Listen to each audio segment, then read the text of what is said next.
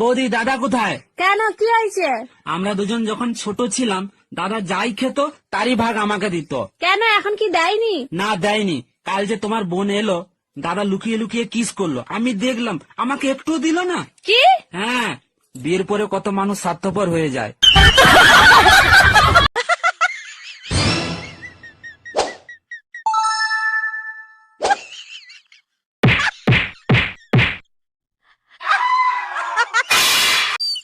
দাদা, ও দাদা, কি গো বাটি কেছে তাই বাটি বাডাই না না বাজাও না, কান দম নাকবো। এলাহানি বাডাই না না বাজাও না। ফিনিশ।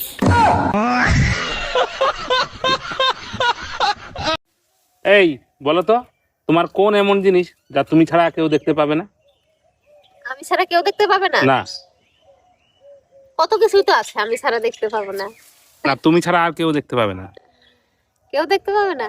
তোমার এই জিনিস তুমি ছাড়া আর কেউ দেখতে পাবে না। আমার বুদ্ধি? না, হলো না।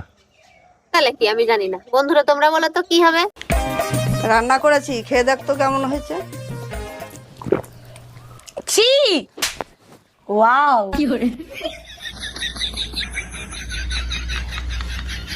ও ভাবি, এবার পয়লা বৈশাখে ভাই তো আসলো না, বলেন তো আপনার সাথে পয়লা বৈশাখ আমি করি? করেন, সমস্যা নাই, কিন্তু আপনার ভাই পয়লা বৈশাখে যা যা করে আপনারও কিন্তু তাই করতে হবে। বলেন কি ভাবি, আমি তো অপেক্ষায় ছিলাম ভাই যা করে সেটা করার জন্য।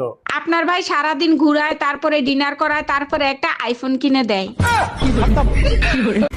বলছি এইটা কি ঝুনঝুনি পোদ্দারের বাড়ি? না না, ঝুনঝুনি পদ্মার 3 বছর আগে এই বাড়িটা আমাকে বিক্রি করে দিয়ে তো চলে গেছে। সে তো এখন এখানে থাকেনি। কিন্তু ভাই তুমি কে? ঝুনঝুনি পোদ্দারের নামে একটা পার্সেল ছিল, পার্সেল দিতে আসছি আমি। আসলে আমার নামই ঝুনঝুনি পদ্মার। আসলে আমি ভাবছিলাম তুমি কিস্তিওয়ালা, লোনের টাকা আনতে আসছো। As a grandmother, I'm telling you something. Don't mind me until I get home from my father's house.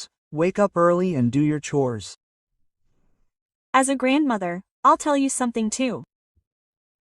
Tell your brother to let me sleep early at night.